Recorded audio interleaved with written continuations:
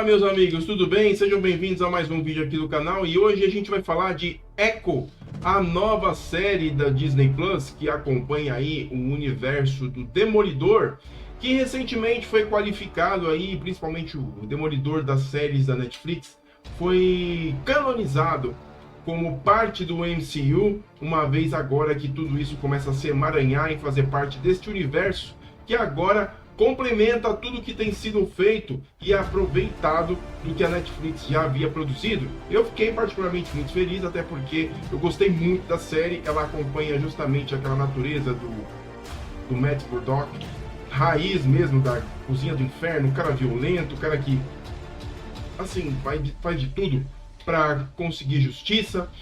E agora, ao longo desse caminho, começa a se formar essa rede de heróis que não são super poderosos. Tem lá, obviamente, algum sentido mais aguçado do que os humanos comuns, mas ainda verossímil, pé no chão, né? E Echo é parte de tudo isso, né? A Echo, ela chega aí já de antemão apresentada na série do Gavião Arqueiro como uma vilã e agora ganha seu destaque numa série exclusiva. Esse vídeo está sendo gravado exatamente agora, dia 18 de janeiro. A série estreou no dia 10, há uns 8 dias atrás. E eu assisti na época, inclusive. E agora paro esse minutinho, depois desse tempo, sem poder apresentar mais material para vocês, para falar um pouquinho dessa série que gerou alguns narizes tortos e algumas pessoas que gostaram. E a gente vai falar um pouquinho sobre isso, beleza? Bom, se você está chegando aqui agora, seja mais do que bem-vindo. Meu nome é Alex Fury e esse aqui é o canal Como é Bom Ser Nerd. Aqui a gente fala de quadrinhos, fala de série, fala de cinema, fala de tudo que a gente gosta dentro desse universo fantástico dos quadrinhos para as telas. Se você ainda não é inscrito, aproveite, deixa aqui embaixo a sua inscrição no canal, dá um clique no sininho, ative as notificações, compartilhe o vídeo com seus amigos, deixe comentários, comente. Tô vendo que o pessoal tá passeando bastante aqui no canal, mas não tá comentando. Faz essa gentileza aí, ajuda o Fury e deixa o seu comentário se você gostou ou não gostou da série, não gostou do vídeo aqui. Deixa a sua opinião, isso engrandece bastante o trabalho que a gente desenvolve aqui. E vamos falar de Echo. Em primeiro lugar, pergunta que não quer calar. A série é boa? Fica no ar. Francamente, isso fica no ar. Basicamente, ela abre justamente de onde parou, de onde exatamente ela deixou seus pontos. Quando a Maya Lopes, ela perde o seu pai pro Ronin, né, que é a figura que o Gavião Arqueiro assumiu depois dos eventos de Vingadores Ultimato, que ele perde a esposa e a família toda com o blip do Thanos, e assim ele sai pelo planeta matando tudo que é bandido, tudo que é coisa ruim, para poder justificar a perda daqueles que nunca fizeram coisa errada nenhuma e acabaram pagando por isso. Só que ele cruza o caminho de Maya Lopes, que aí acaba, inclusive, matando seu pai, que fazia parte de uma gangue em Nova York, e assim criando nela um trauma e uma revolta que a mobiliza a entrar para este universo da criminalidade, não por seu gosto, mas por uma oferta indecorosa feita por aquele que controla todo o crime em Nova York. E a gente está falando de Wilson Fisk, o rei do crime. E ainda tá aí na pele aí do Vincent D'Onofrio. O Vincent D'Onofrio, vamos combinar, ele é o rei do crime mesmo, tá perfeito. E assim, tudo começa justamente contando daquele finalzinho do Gavião Arqueiro, depois que ela desmascara toda a rede, toda a influência que o Wilson Fisk tem em cima da sua vida. E aí conta justamente o que é tudo isso, né? O que aconteceu, como é que o Fisk conseguiu mudar a cabeça dela desde a infância, como foi que ela perdeu a perna, foi um acidente com a mãe, um acidente de carro.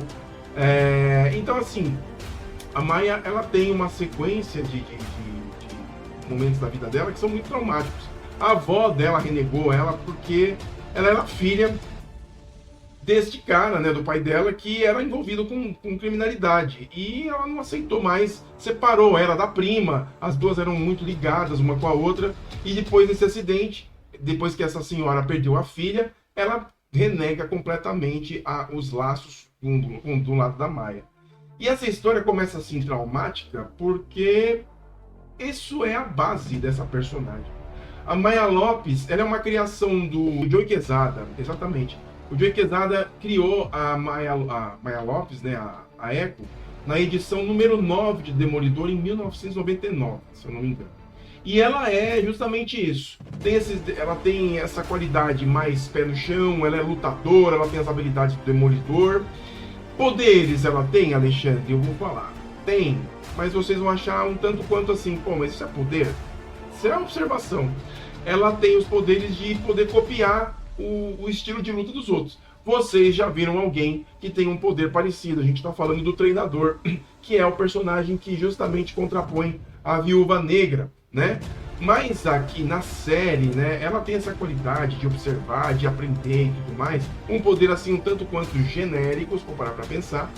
Mas aqui na série, os showrunners resolveram fazer um negócio.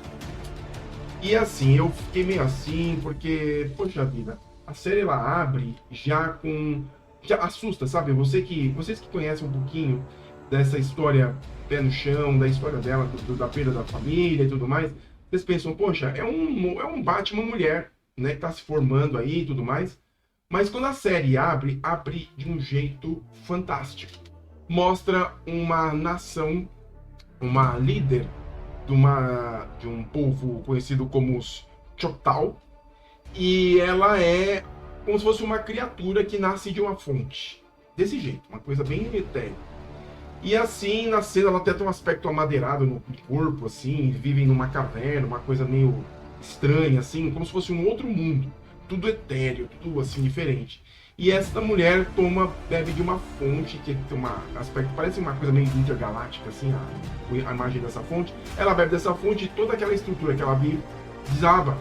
E nesse momento que tudo desaba, essa moça essa líder se vê do lado de fora, no mundo exterior. E aquela pele amadeirada começa a descascar e ela se mostra humana. E ela lidera este povo e assim é contada a história do povo que é a origem da Echo. E junto com ela assume também, a gente vê que na palma das mãos dela tem um símbolo em espiral, né?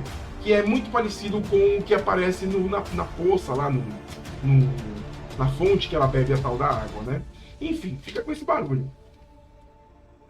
Então, assim, a vida deles é baseada nisso. Então, ela, nesse primeiro episódio, justamente, ela passa por todo esse percurso aí que eu falei pra vocês, que ela vê o pai dela sendo morto, que o rei do crime recruta ela pra fazer as bandidagens dele, e até o momento em que ela percebe que ele não é tudo isso, que ela estava sendo manipulada, e ela acaba tendendo para sair dessa vida e recusa estar mais com o Wilson Fisk.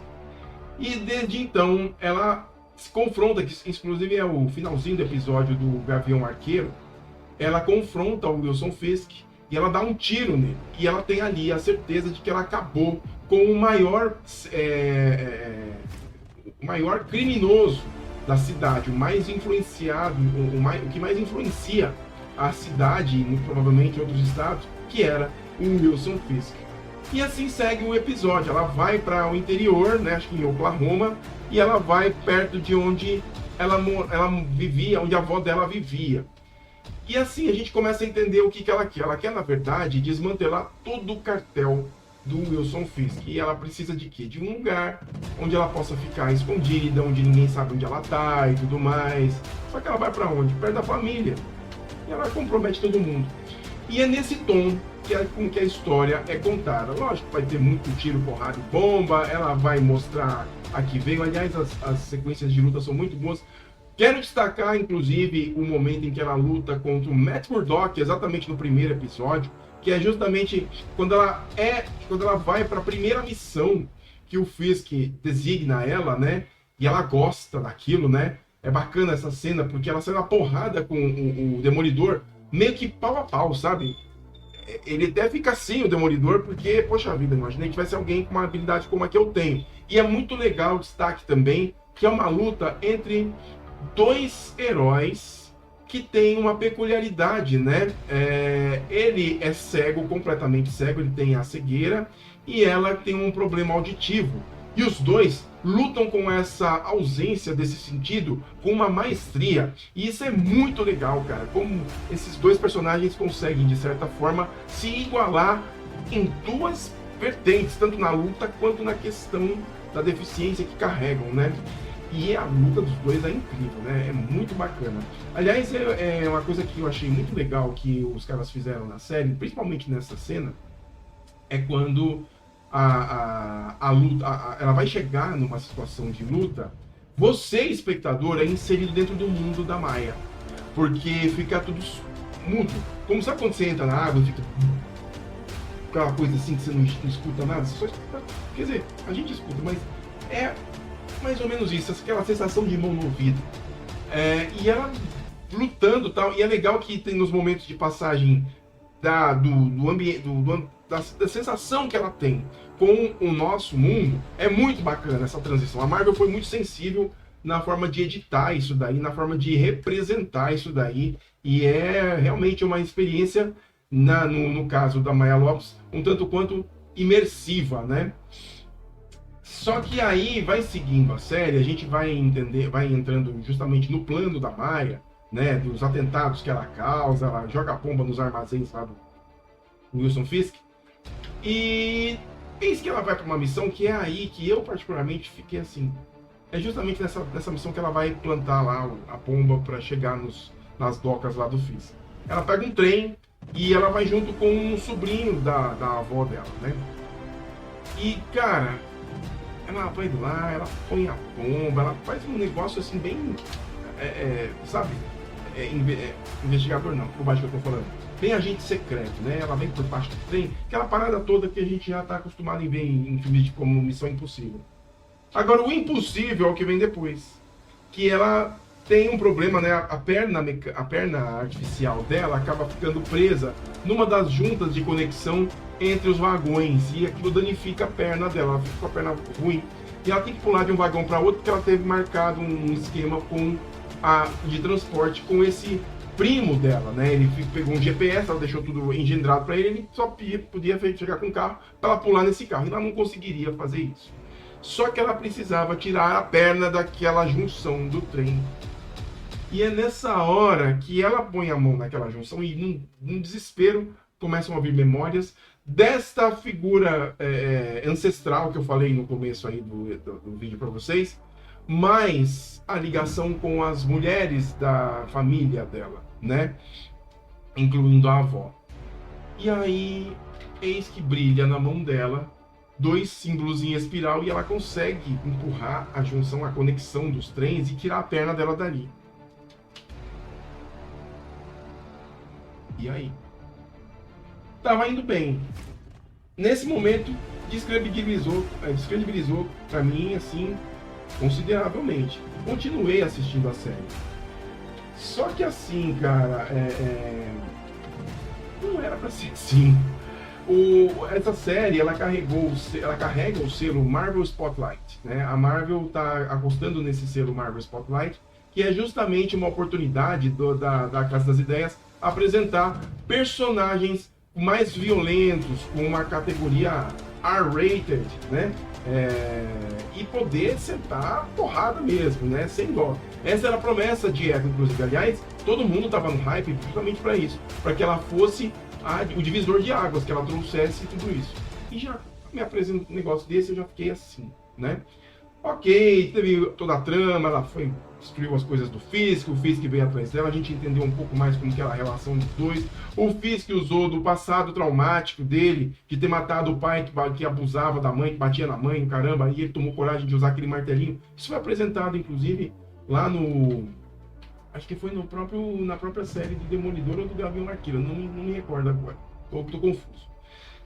E tem esse momento aí, inclusive, que tem aquele recorte da parede, não, acho que foi no Demolidor, né? Tem aquele recorte da parede, de reboco da parede, que é uma memória que ele tem dos momentos traumáticos do pai batendo no outro lado da parede, na mãe dele, né? E ele tinha uma pintura na casa dele justamente para poder não esquecer do passado. E, cara, francamente, eu não sei até que ponto o Fisk tem os seus demônios interiores e se arrepende ou tem trauma de tudo isso, porque ele alcançou um patamar tão grande de poder que ele já está corrompido de um jeito que não tem passado que venha descorrompê-lo. Muito pelo contrário. Ele já está no nível assim onde ele só quer o dinheiro e a influência, tá? Bom, de certa forma é assim E aí, cara, ela cria toda essa malha, envolve o tio dela lá no meio de tudo isso, tem uma confusão lá. Tem uma cena lá que ela briga no local dos patins, onde um rink de patins, onde o seu tio alugava patins para o pessoal se divertir e dançar, né? E ela senta a porrada nos bandidos lá do Fisk, nos capangas do Fisk. O Fisk vai para a cidade onde ela tá, eles têm uma conversa. Enfim, as coisas começam a se juntar e tudo mais, tal. Ela se reata com a avó dela. E por que eu tô falando tudo isso? Por que eu tô meio que narrando tudo isso da história? Porque ao longo do caminho você vai falando, poxa, legal, finalmente, vamos sair dessa coisa meio fantástica que não tem nada a ver e vamos encaixar no que realmente interessa, né? E tudo isso do Fantástico começa a voltar, porque tem uns lances de lembrança lá de uma guerreira Choctaw que também ela tinha lá os espirais na mão, e ela tem essas memórias, dessas visões dessa guerreira. Não mais do que isso, ela tem visões da tataravó dela, né? Que também tinha uma qualidade especial, né? Enfim, é uma linhagem, ela começa a ter visões dessa linhagem. E aí, cara, quando você começa a assistir uma coisa que tem muitas visões, o personagem tem muitas visões, vai arrastar uma asinha pro Fantástico, né? Já deu essa brecha aí no trem, vai arrastar alguma coisa. E meu amigo, o rastro estava lá. A avó dela, depois que elas reatam a relação delas, a avó deixou para ela pronto uma roupa, um uniforme Choctaw, né, com lembranças e simbologias de toda essa trajetória das mulheres da tribo deles, né? E aí, em um determinado momento, o Fisk que tentou ludibriar ela para ela voltar a trabalhar com ele, ela não aceita, ela dá uma desdenhada nele, ele fica a pé da vida, que ele vai cobrar. E é nessa hora da cobrança que o Alexandre aqui ficou muito decepcionado, porque, cara, vai vendo, tinha tudo para dar certo. Se deixasse só a Echo fazer o que tivesse que fazer, já estava resolvido. Mas na hora que eles estão lá, então, as três mulheres, tá ela, tá a prima dela, que elas eram unha e carne desde a infância e foram separadas pela avó, e a avó, todas as três sequestradas e estavam ali naquele momento. E é nessa hora que ela entra em conexão com a linhagem das guerreiras indígenas que passaram pela história e chegaram nela e culminaram nela. E aí o tal do poder manifesta. E só que o detalhe é o seguinte, esse poder, ele tem um lado Wi-Fi, porque ela passou a mensagem para prima e para avó. As três entraram em conexão e as três começaram a dar porrada nível hard naquela capangada toda. E pra quê, cara? Eu vou te falar. E, cara, essas coisas da Marvel que descredibilizam tanto essas fases que estão vindo aí. Tá indo bem, eles conseguem construir uma estrutura, mas quando vai efetivamente criar um plot bacana, um plot que faça valer toda aquela história, tudo aquilo, né? O que eles fazem? Eles metem lá como é que o pessoal fala mesmo? Um ex-máquina, uma solução rápida, mirabolante, e deu nisso. Deu nisso, cara. É absurdo, velho. Francamente, eu fiquei bem aborrecido. A série tem lá bons momentos, eu não vou descartar a série não, tá? Não tô aqui pra jogar na lama a série, muito pelo contrário. Eu tô aqui pra relatar uma insatisfação e dizer o que eu gostei. Eu gostei realmente da série. Não é ruim, mas ela poderia ter sido muito melhor se ela tivesse se apegado a elementos mais pé no chão. Se ela tivesse saído do Fantástico e tivesse sim se apoiado naquilo que realmente engrandecesse a personagem, na sua força própria, não em elementos fantásticos ou em situações que se resolvem tão facilmente. As três dando porrada no mesmo nível, cara. Ficaram com super força. As três. Oh my God! Como? Não dá, cara. Não dá. E foi assim que encerrou a série, né? Eles deram um pau em todo mundo do Fisk, o Fisk volta. E na cena pós-créditos, talvez isso arraste uma asa. Na cena pós-créditos, o Fisk está vendo lá uma reportagem, né? Sobre candidatura para a prefeitura de Nova York e tudo mais. E a a apresentadora está dizendo, a gente precisa de alguém que tenha pulso firme, que faça diferença na cidade, que influencie, que isso, que é isso, todos os atributos que ele muito facilmente consegue manipular. E por que eu estou dando relevância para este momento pós-créditos? Porque nos quadrinhos realmente ele se elege. E ele cria uma lei de controle de super-heróis. Exatamente, se você está se lembrando aí do Tratado de Sokovia, que aconteceu lá em Capitão América não, Vingadores, a Era de Ultron, sim, é algo assim, ele faz um controle aí dos heróis e ele começa a caçar um monte de gente, inclusive o Demolidor. E por aí vai, cara, tem muita gente na jogada. Talvez isso seja o gancho para uma produção bem bacana daqui para frente, cinematográfica. Eu não sei se em série isso vai seguir, mas porque assim, o jeito que terminou, não disse a que veio e obviamente eu acho que a Marvel vai repensar muito. E por falar em Marvel Spotlight, né, eu ressaltei isso daí, também tem a possibilidade da gente ver mais um personagem que eu não sei se vai se envolver nesse mundo, mas ele é super poderoso. A gente está falando do Wonder Man, né? E ele vai ter, está sendo produzido inclusive uma série pelo selo Marvel Spotlight desse personagem. Quem vai protagonizar, o ator que vai fazer vai ser o Abdul Mateen III, que fez não sei se eu falei o nome dele direito, mas ele fez o Arraia Negra do Aquaman, né? E é um bom personagem, um bom ator para fazer o personagem. Eu acho que vai engrandecer bastante. Quem sabe vem aí um personagem que faça valer a pena dentro do selo Marvel Spotlight, né? Bom, galera, se eu tivesse que dar uma nota para Echo, de boa, eu daria 6,9 e eu ainda estou sendo generoso, tá? Porque realmente te emputece, cara, você vê toda aquela luta que ela tem com o Demolidor e depois desenvolver para isso, para resolver nisso, francamente é decepcionante, porque poxa vida, a Echo que a gente viu no Gavião Arqueiro é uma guerreira, assim, focada. Ela não tem outro objetivo a não ser alcançar o que ela quer. E ela consegue, na força, na habilidade. E aí? Um poderzinho com um espiral na mão resolve tudo isso? Bom, não sei. Só sei que este final eu não engoli e, de certa forma, quero ver mais de Echo. Quero que isso seja bem melhor explorado. Quero ver ela em outras produções, mas com um roteiro um pouco melhor e não tão subaproveitado como foi nesse. Bom, galera, esse é o meu comentário sobre a série Echo. Esperamos aí mais novidades deste selo e vamos que vamos. Acredito que daqui pra frente até o próprio Demolidor Born Again, que já passou a correr por refilmagens, que teve aí repaginados e tudo mais, não vai ser aquele Demolidor da She-Hulk de roupa mostarda, vai ser o clássico. Inclusive, tá até anunciado que o Fog Nelson e a parceira deles vão também participar da nova fase que ele vai aparecer. Enfim, tem tanta coisa bacana para se unir. Espero que os roteiros realmente façam valer e realmente ganhem a solidez, porque personagens como esse, inclusive, né, o próprio Punisher, né, o Justiceiro, também faz parte deste universo Marvel Spotlight. Então, vamos ver aonde vamos chegar com tudo isso daí. Beleza?